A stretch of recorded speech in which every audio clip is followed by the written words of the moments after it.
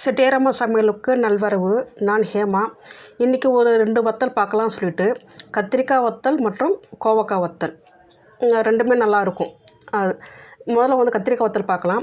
இந்த மாதிரி வந்து அரிஞ்சிக்கோங்க. கொஞ்சம் நல்லா இருக்கட்டும். காய் இருந்தால் திருப்பா நல்லாவே இருக்கும். முத்தினாலும் ஓகே பரவாயில்ல, நல்லா தான் இருக்கும். அது காய்ச்சலாக இருந்தாலும் வந்து ஒரு தோல் வதங்கி இருந்தாலும் பரவாயில்ல. ஏன்னா வெயில் காய போகிறது தானே இது. நல்லா ஃப்ரெஷ்ஷாக போனோன்னு அவசியமே கிடையாது.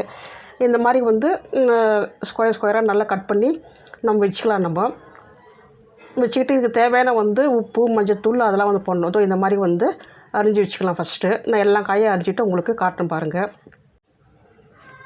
இந்த மாதிரி தாங்க. இது மாதிரி வந்து நம்ம கட் பண்ணி வச்சுக்கலாம். நம்ம கொஞ்சம் பெருசாகவே இருக்கட்டும். ஏன்னா காஞ்சால் அது வந்து சுருங்கிடும். இதுக்கு ஃபஸ்ட்டு வந்து மஞ்சத்தூள் போட்டுக்கலாம். இதுக்கு நமக்கு தேவையான அளவு வந்து மஞ்சத்தூள் வந்து போட்டுக்கலாம். நெக்ஸ்ட்டு வந்து உப்பு போட்டுக்கலாம். ஒரு அரை உப்பு போட்டால் போதுமானதுங்க. இதுக்கு நிறைய எப்பவும் மத்தலை பொறுத்த வரைக்கும் ஒரு அரை உப்பு தான் போடணும். நம்ம அப்போ தான் நல்லா சரியாக இருக்கும். சரியாக உப்பு போட்டாக்க வந்து நம்மளுக்கு வந்து கரிக்கும் உப்பு.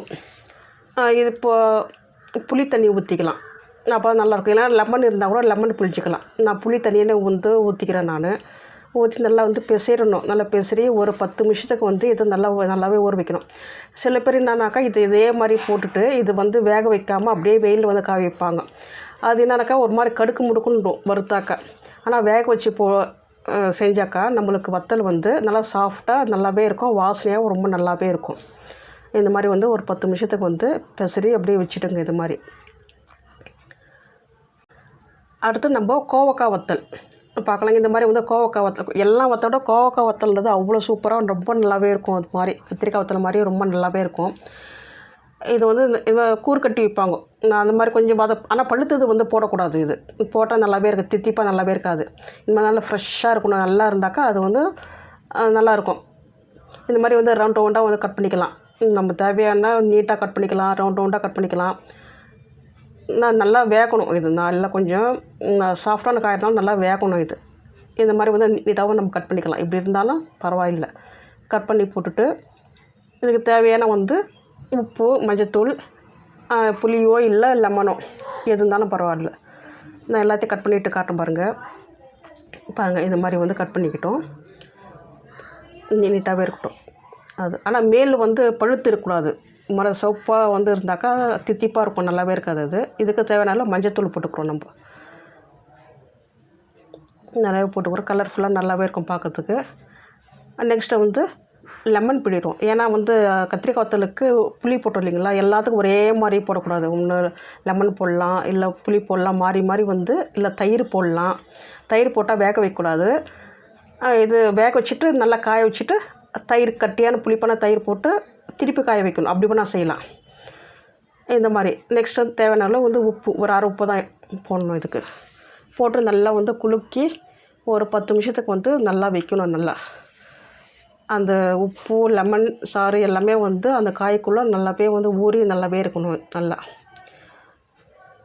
ஒரு 10 நிமிஷத்துக்கு அப்படியே வைக்கலாம். இப்போது பாருங்கள். இந்த மாதிரி தான் வந்து 2 காயுமே வந்து இப்போ வந்து நம்ம வேக வைக்க போகிறோம். இப்படி வேக வைக்கலாம் சொல்லிட்டு பார்க்கலாமாங்க. பாருங்கள். இந்த மாதிரி தான் ஃபஸ்ட்டு வந்து நான் தண்ணியே விடவே இல்லை. ஏன்னா இது நீர்க்காய் இல்லைங்களா. அதனால் வந்து தண்ணி தேவையே இல்லை. உங்களுக்கு நல்லா இன்னும் கொஞ்சம் வேணுனாக்கா ஒரு 1/4 டம்ளர் விட கம்மியாக வேணும்னா உங்களுக்கு ஊற்றிங்க. ஆனால் தேவை இருக்காது. ஏன்னா இதில் வந்து லெமன், உப்பு, அது காயில் இருக்க சாறு எல்லாமே கலந்து அதிலே வெந்தால் போதும். நல்லாவே இருக்கும்.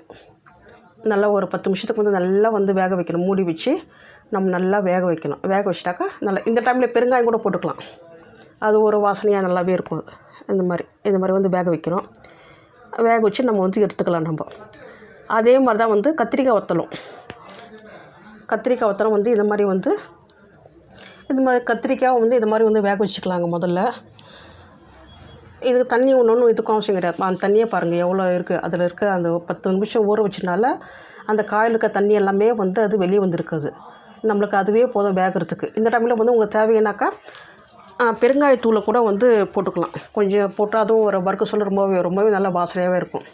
இந்த மாதிரி வந்து ஒரு சம்மர் சீசனில் இந்த மாதிரி வந்து வெயில் நல்லா காய்க்க சொல்ல வந்து இந்த மாதிரி நம்ம செஞ்சு வச்சுக்கிட்டாக்கா நம்மளுக்கு குளிர் காலத்துக்கு ரொம்பவே யூஸ் ஆகும். ஒரு வத்த குழம்பு வைக்கோ, ஒரு தயிர் சாதத்துக்கு, சாம்பார் ரைஸுக்கு எல்லாத்துக்கும் இந்த மாதிரி நல்லா காய வைக்கலாங்க. நல்லா பறக்க காய வைக்கணும். நல்லா ஒன்று ஒன்றா தனித்தனியாக பிரித்து நல்லா காய வைக்கணும். ஒரு 3-4 வெயிலில் வந்து நல்லாவே காயணும். கலகல நல்லா காஞ்சாக்கா எடுத்து ஸ்டோர் பண்ணி வைக்கணும். நம்ம வெளியே ஸ்டோர் பண்ணலாம், ஃப்ரிட்ஜில் வைக்கணுன்ற அவசியமே கிடையாது.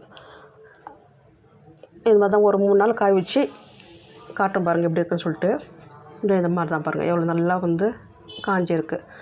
எனக்கு போன வருஷம் போட்ட வத்தலே இருக்க தொட்டு வீடியோக்காக கொஞ்சம் 1/4 கிலோ கொஞ்சம் வந்து உங்களுக்கு போட்டு காமிக்கிறேன். மற்றபடி நம்ம சௌகரியம் தான், நம்ம இஷ்டம் தான், எவ்வளோ வேணாலும் போடலாம், எல்லாத்துலேயும் வத்தல் போடலாம். Thank you friends.